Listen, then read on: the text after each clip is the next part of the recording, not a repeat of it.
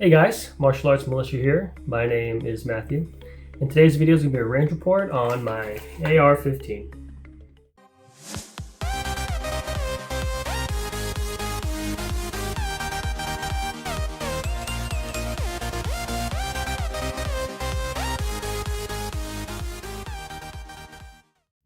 I don't think I've shown you guys this gun before.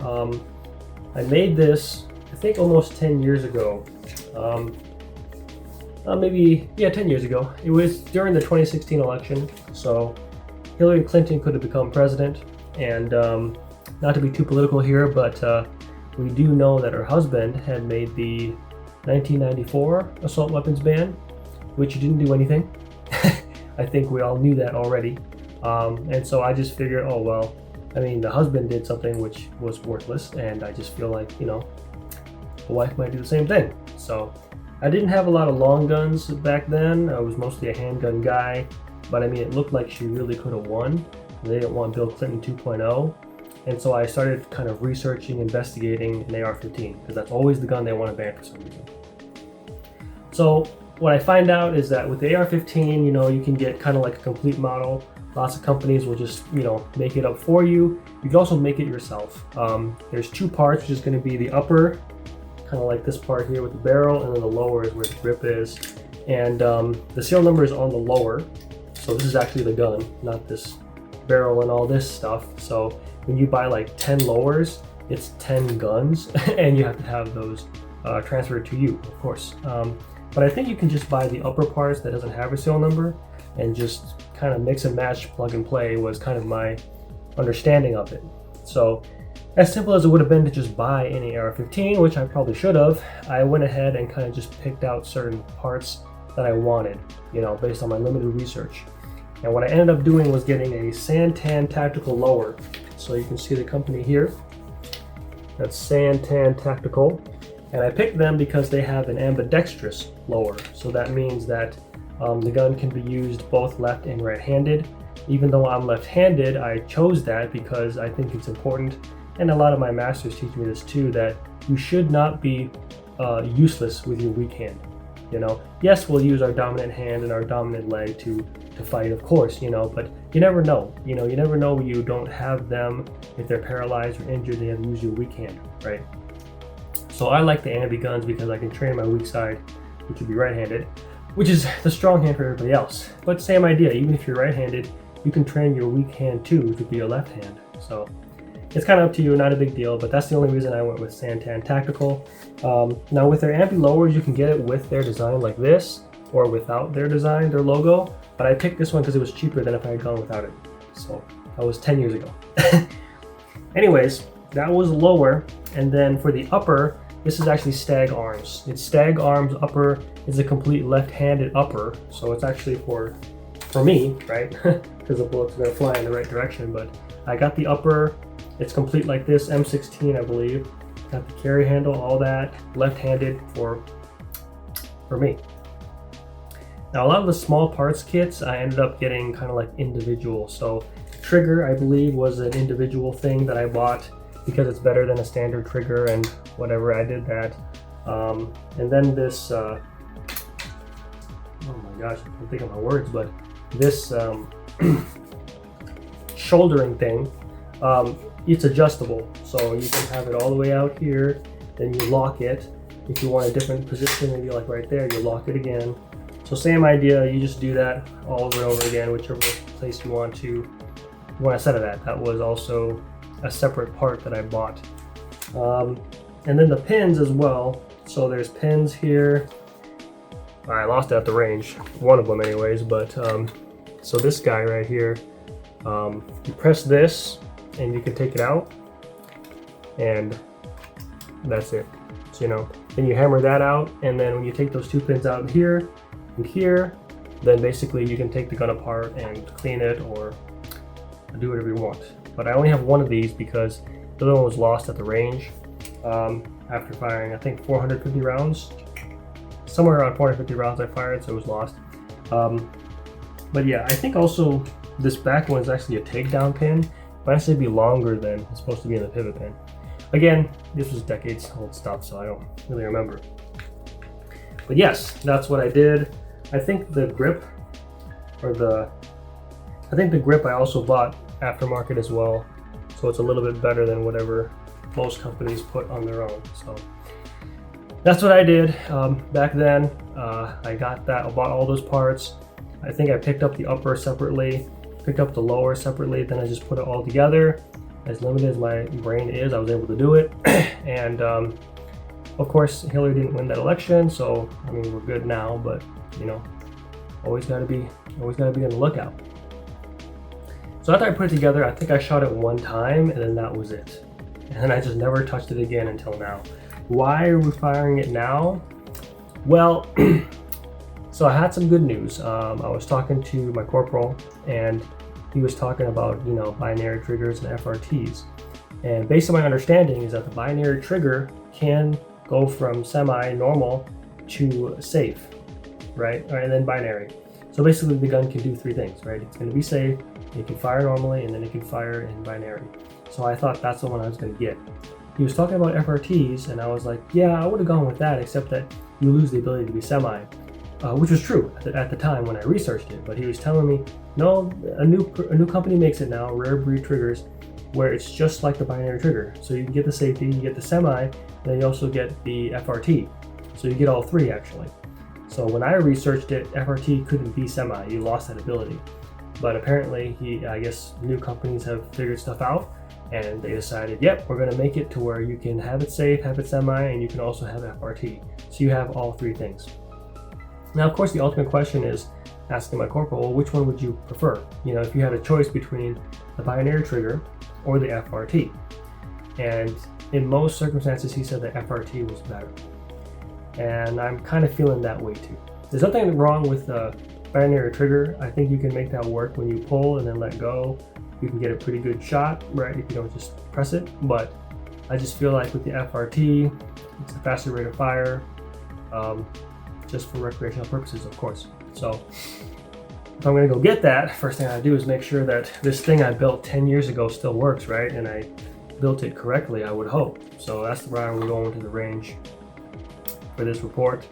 As I mentioned, I brought 450 bullets. I think 250 were 223.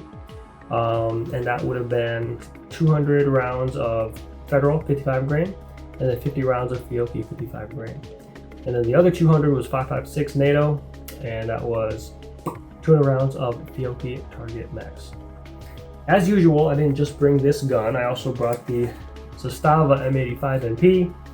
I don't think they make this gun anymore, but basically it looks like a small, you know, AK variant, but it's in 5.56. So that actually shoots 5.56 NATO.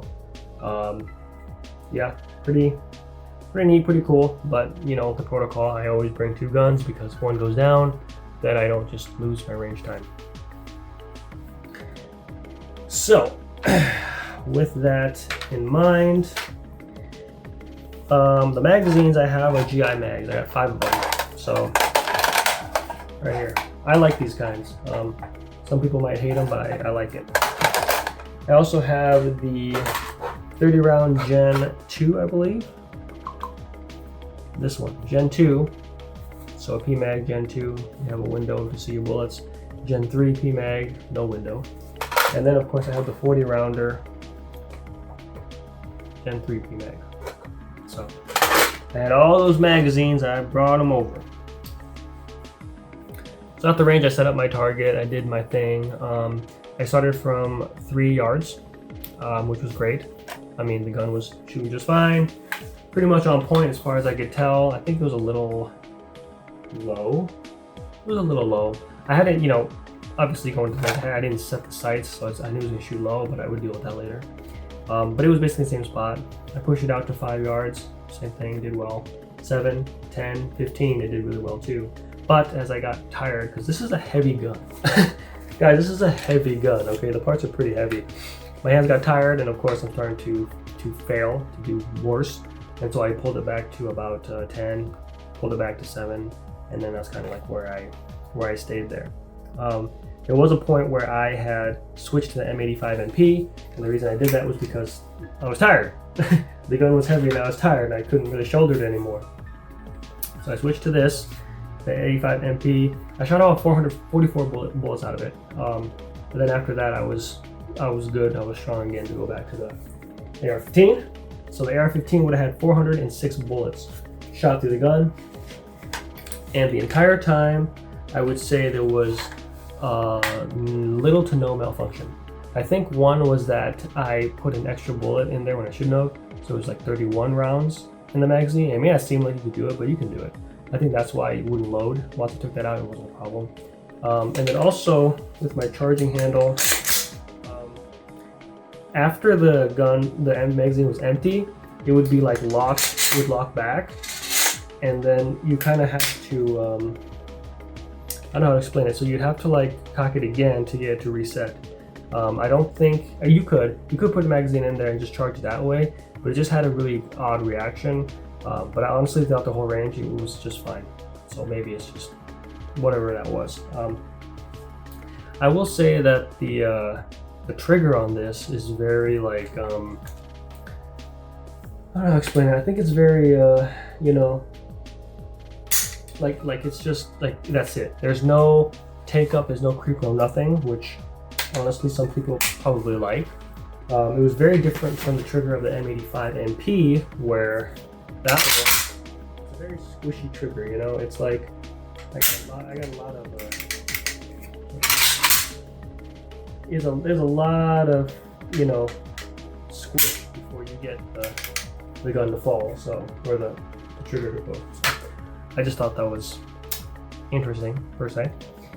As far as the target, so here's the guy. As I said, it was pretty much in here from 3, 5, 7, 10 yards, and then when I got to 15, again, that was fine. As I got tired, then I started to mess around over here, start to lose it, and then I pulled it back to 7, and this is the general result. So basically 450 rounds in here somewhere. Obviously, I'm gonna have to, you know, set the sights on this guy to get him to shoot where he's supposed to shoot, and that's fine. Another thing I want to mention too is that the ammo was very old. I had the ammo for a very long time, and I just hadn't used it for a long time. I was kind of worried it wasn't going to fire, but honestly, all but one bullet fired. One bullet failed to fire, but everything else was fine. So 1 out of 450 is not that bad, honestly. So with that, I would say that this test was a success. I think I built it correctly because it didn't explode on me. So I think I'm very likely going to buy the Rare Breed Triggers AR-15 Stage 2 trigger. It's 450 bucks, but I bought worse things, so it's not a big deal. I'll probably buy that, probably test it out. Again, you know, you never know with different brands and stuff. Maybe it's not gonna work with my gun. So I'm still gonna bring the Zastava M85 NP in case it just, I installed it incorrectly, or it just doesn't like the parts it's got, then I gotta mess around some more. And so that will be the next range report. So I'll go ahead and roll the range footage here for you guys. As usual, like, comment, subscribe, and I'll see you in the next video, okay? Bye now.